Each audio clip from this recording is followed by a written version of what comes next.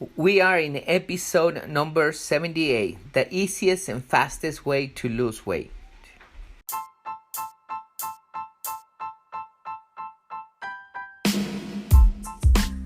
Welcome everybody to another episode here in Body and Mind Transformation by Custom Body Fitness. This is your health coach Sandro Torres, and today I'm gonna share with you a talk by Ana Clarissa Norris. She's the owner of Tiny Chef Creations, and we did a seminar about losing weight permanently, and I got many speakers talking about the importance of different things such as pain, how to manage pain, about a doctor who talked about medication, how that contribute to weight gain, and how meats actually contribute to gain weight. I have another trainings talking about sugar consumption and so on. Clarissa talks about the importance of cooking, why you should be cooking, and she also shares with you a recipe here. Hopefully you can follow the recipe here in this talk. If you can't follow it and wants to see visuals, you can always click the link here in the show notes. You can find the link that is going to take you straight to the video in YouTube. Otherwise, you can listen to the instructions in this talk and hopefully you can follow it. But this is great information, so hopefully you get cooking, you get healthier, and you start losing weight. So without further introduction, let's listen to the talk.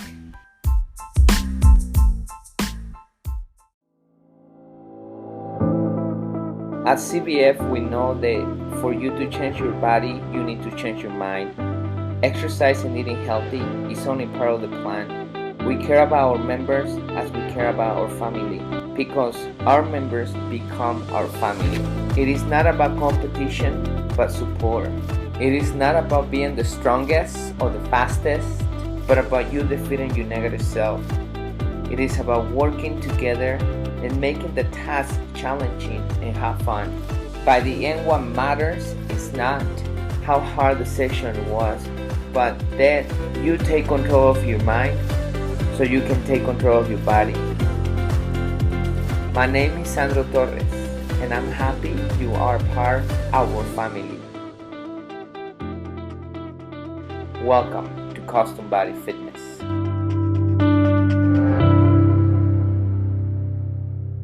Good. Are you guys sore from working out? Because I started working out with Sandro like 3 weeks ago.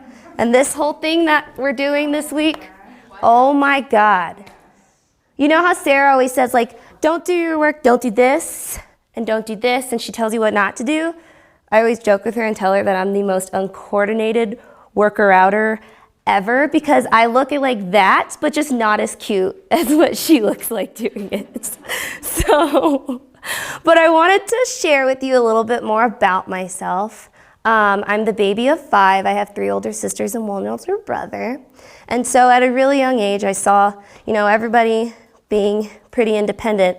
My oldest sister is 45 years old, so there's a really big gap in between us. My mom says my brother was the prize and I was the surprise. So I was really independent at a young age. I'd wake up in the morning, I'd make myself cereal, get myself dressed. Sometimes my mom wouldn't even be up and I'd be out the door to school. But the one thing I noticed is that I'd get to school and I'd be hungry, like as soon as the bell rang. And so I'm like, well, it's probably because I'm eating Frosted Flakes for breakfast. So I was like, well, I'm just gonna learn how to cook. So first thing I learned how to cook was eggs. So I'd make myself 2 eggs and toast every morning. I learned from Alton Brown. And my dad, actually, I'd start making him breakfast, but he would make this awesome bologna and cheese sandwich that I love. And like now I think about it, I'm like, ew, I ate bologna like all the time. Why would I do that to myself? But So since I began to cook, I started to be more mindful of what I was putting into my body. And my mom would usually make dinner, which was basically fish sticks from a box and some applesauce. And so I was like, whoa, that's not really cooking. And so I started looking at the box and I'm like, what's sodium benzoate? And so my mom's like, oh, it's to keep it fresh. And I'm like, well, why do you have to add something to keep the food fresh? Like you shouldn't do that. You should just be eating fresh food. So I took it upon myself to just start reading cookbooks and educating myself. I know a lot of people say like, oh, you can't really learn to cook from watching TV, but Alton Brown does a really good job. Like he has little models of the scientific things that go on when you cook. So I learned a lot from him.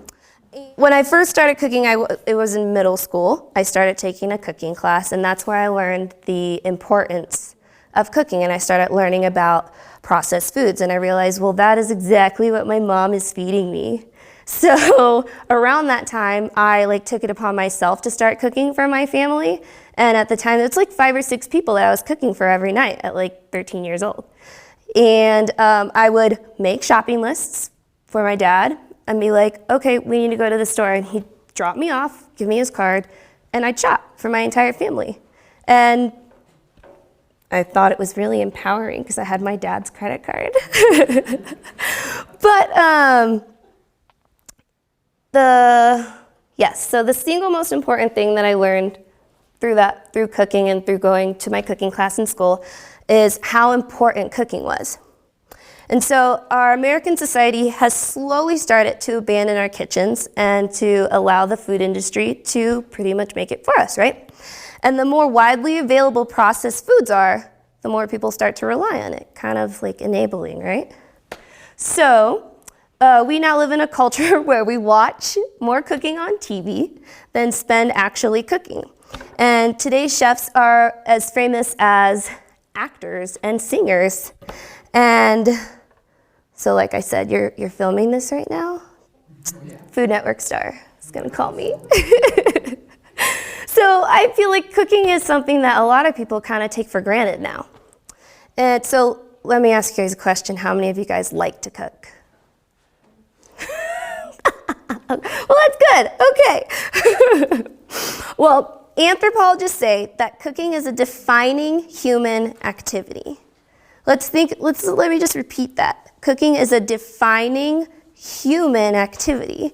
It's what separates us from every other mammal on this planet. I think that is so fascinating. And so there's a food hypothesis which says the advent of food altered the course of human evolution. So when we began to cook, it allowed our bodies to process it more easily. And we were creating food which was more calorically dense, which allowed our brains to grow. And think about it, animals chew for 6 hours a day. Think of a little panda munching on bamboo shoots or a cow grazing on grass. So being able to cook freed up a lot of time in our day, which allowed us to, start creating a culture, start, having conversations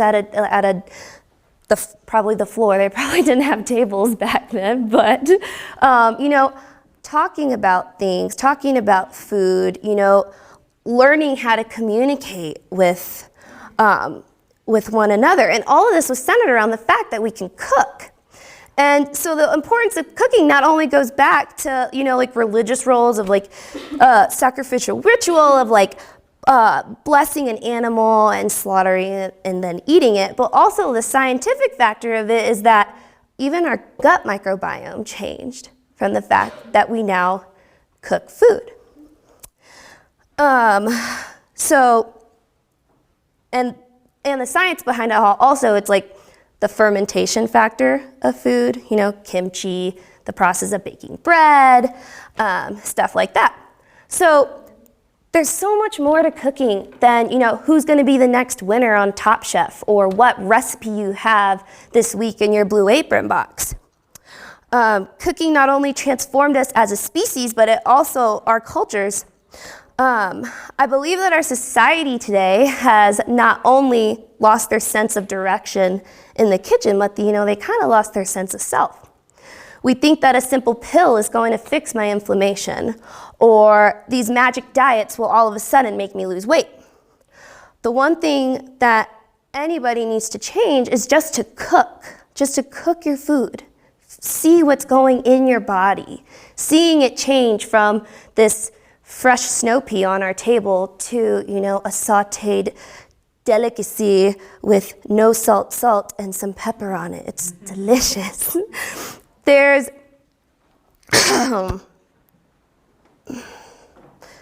nothing more gratifying than creating a meal and waiting for it to be finished, watching your family be like, oh my God, I'm so hungry, and pulling it out of the oven and then serving it to your family and watching them take that first bite and like going, oh, it tastes so good. Like, that's my favorite part.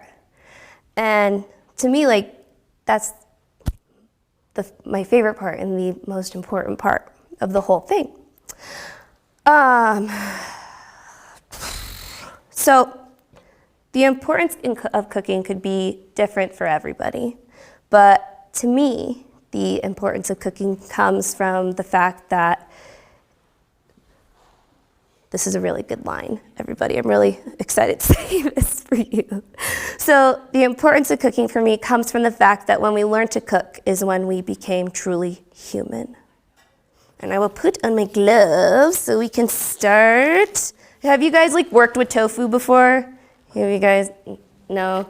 Yes. Chefy. Okay. Well, so I like to use, for anything, like if you're gonna bake tofu or saute it, I like to use extra firm, obviously because it's extra firm and it's not gonna fall apart on you. And did you know that America, like the United States, produces over half the amount of soybeans for the world? Isn't that kind of cool? I think that's pretty cool. Okay. You're always gonna wanna press your tofu because it is sitting in water the whole time. So you're gonna wanna take it out.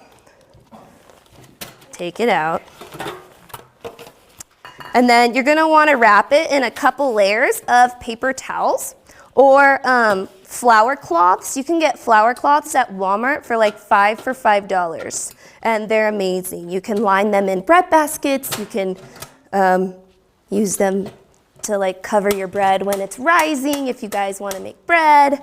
But so you're going to want to wrap it. So a couple layers of paper towels, and you can easily just do it on a plate, and you're going to want to press it. And for me, I always fill up my tea kettle and do that. But sometimes I like to get fancy pants, and I put a colander in a big bowl and put that in there, use my tea kettle trick again, boom, and then press it, because most of the time you get a collection of water underneath here and you kind of have to dump it every so often. So this kind of just kind of helps. And I don't have a lot of plates because I live in a tiny home, so these are useful. But so normally you're gonna wanna press your tofu for 30 minutes at least to get all the water out. Yes, is it on? Yay, okay. Cool. So we're gonna learn how to dry fry tofu, and it's the most magical thing in the world, and it's also the most easiest thing you could do to tofu, which allows it to get a really nice crust on it. So you're gonna wanna get your pan really, really, really nice and hot. You don't wanna put any oil in there or water. It's obviously a dry fry. And you don't wanna put it in there. Oh, it's actually hot enough. I was gonna say you don't wanna put it in there and you're not gonna hear anything, but it's hot enough now. So I simply do a little bit of salt, a little bit of pepper. In this case, I used a little bit of the no salt because we're gonna put some liquid aminos. I'm gonna show you how to make a little dressing. And so you don't want it to be too salty. So when you put it in the pan, you wanna hear this. Just like that.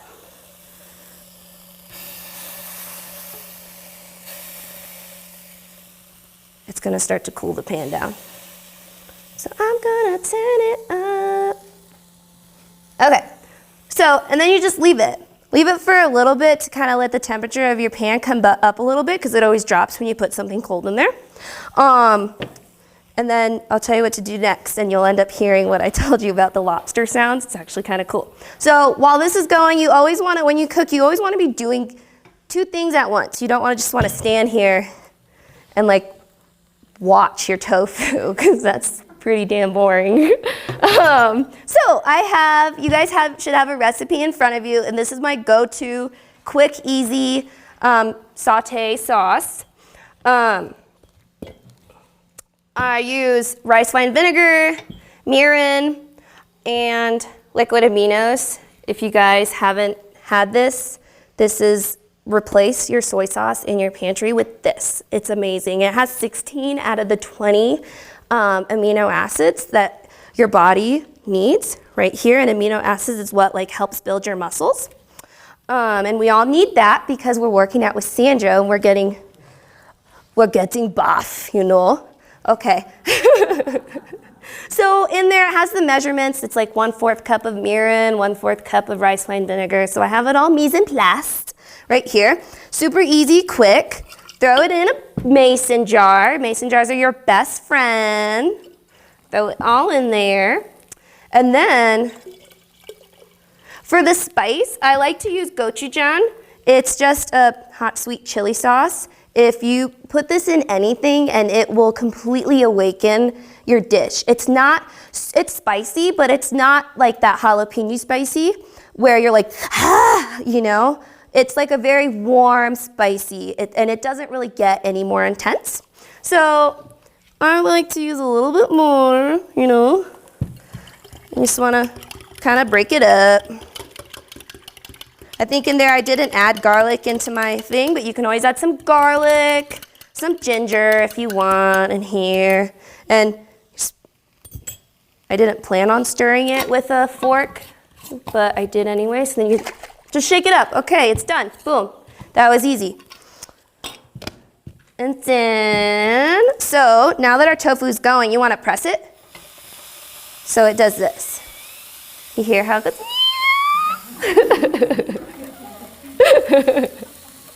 So you're supposed to let it fry for like 3 to 4 minutes on each side because you want it to get a nice crust, so it kind of looks like that.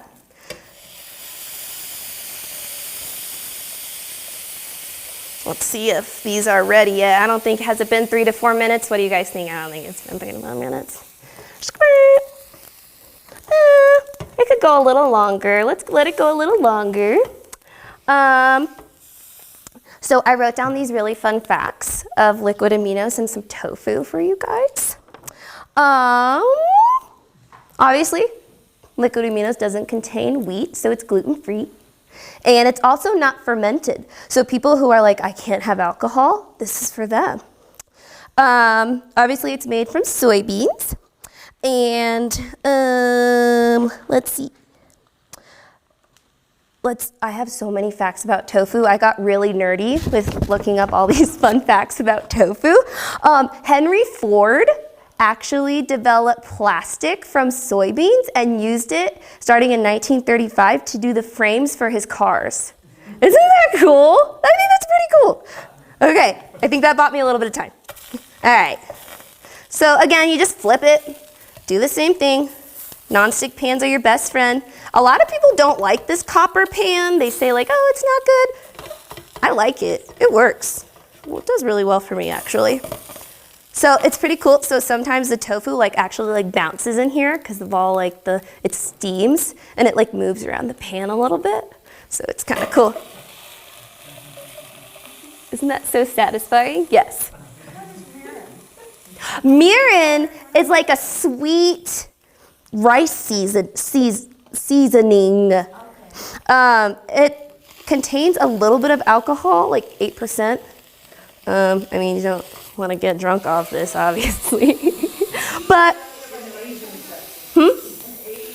yeah, right next to the rice vinegar. I love it. Super yummy. That actually would probably make a really yummy drink. If you put some mirin in there, I don't know. Maybe I'm being a little bit too cray-cray. Okay, so let's let these bad boys kind of sit here. But also, so like, these can sit here and keep frying, and you don't really have to move them. I'm just kind of moving them out of the way. Let's add some onions in there. And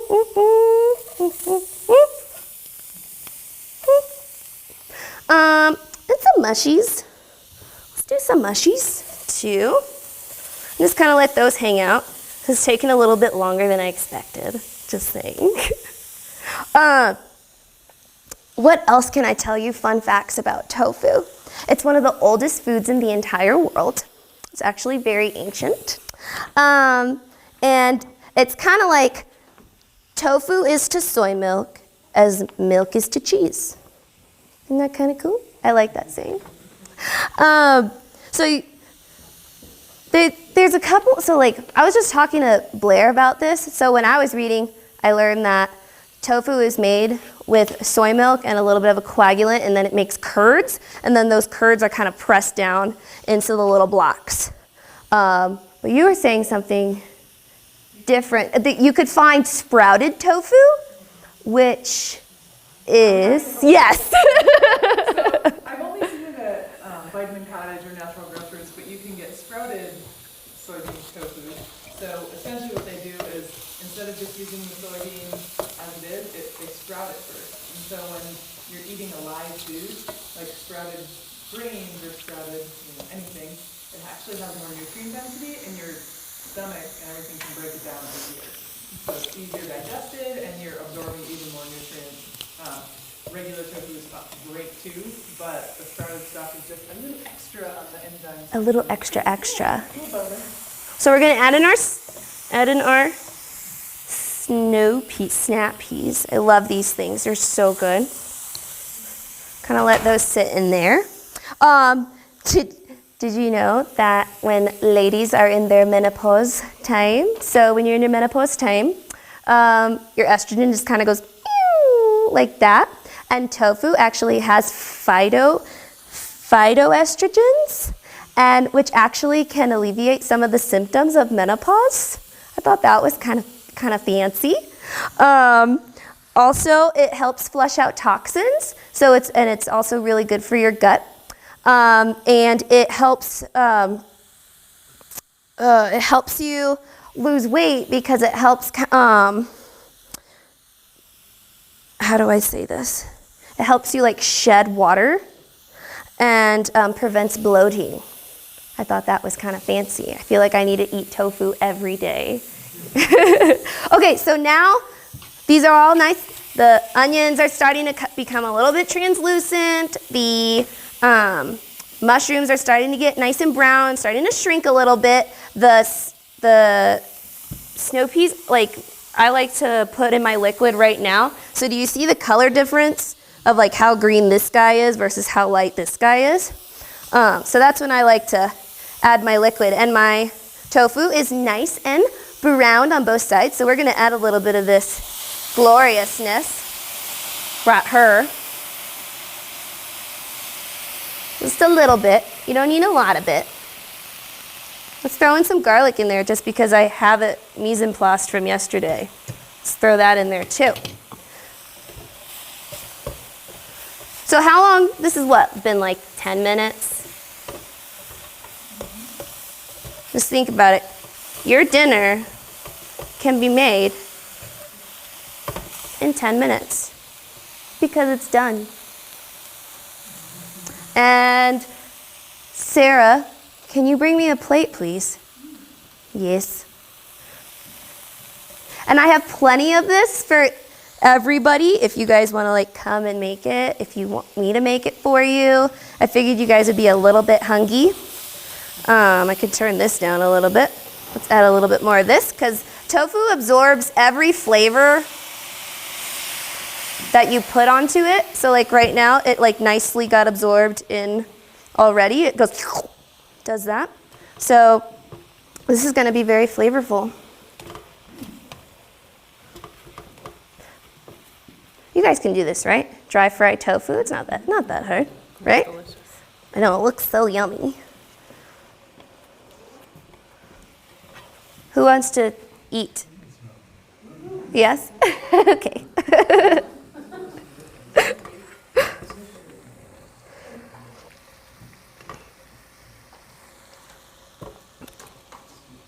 And tofu, so tofu is made from soybeans, and soybeans are the only vegetable that contains a complete protein, like meat. Isn't that fascinating? I think I get really nerdy when I talk about food. So you guys are like, yeah, it's cool. I'm like, it's so cool. So and that's it. That's all I have for you guys. Who's hungry? It smells good, doesn't it? Who wants to eat first? Don't all jump up at once. Well, I'm just going to continue making this. I have plenty of tofu for everyone.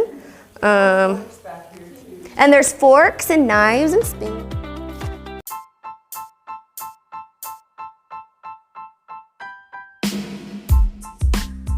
So there you have it.